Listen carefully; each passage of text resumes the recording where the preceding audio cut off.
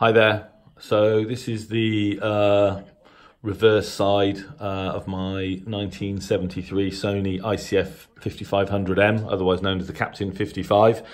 45 years old, super heterodyne, a sort of compact radio with military styling, decent audio, about 1.5 watts.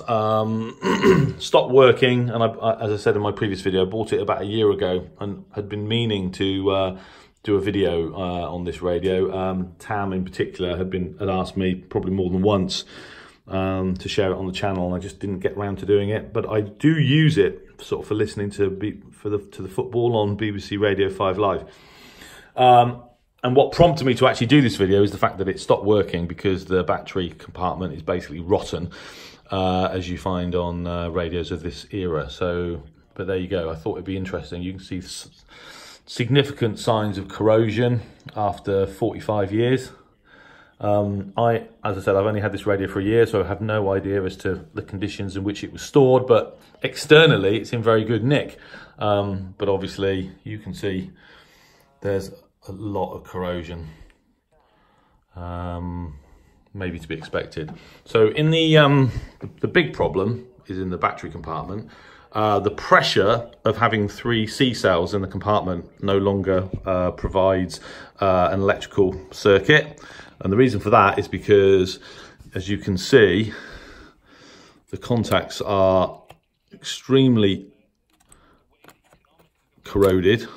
That's actually supposed to be spring loaded. It sort of is, but you can see it's all sort of like just rusted up.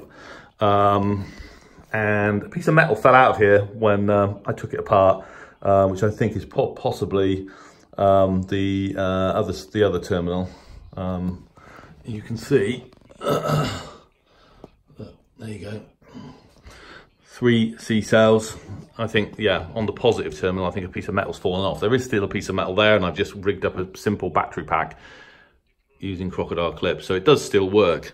Foam on the battery compartment case has disintegrated to powder, and there's foam pads on the ferrite rod antenna that are literally disintegrating. But other than that, it looks poor, but it still works. It still works pretty well.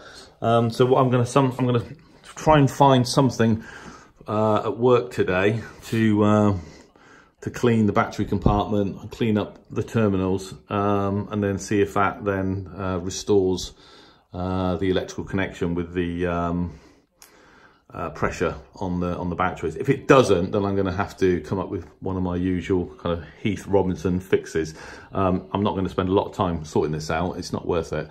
But I'll have to figure something out in a similar way that I did with my old Sangean ATS 803A. I like this radio.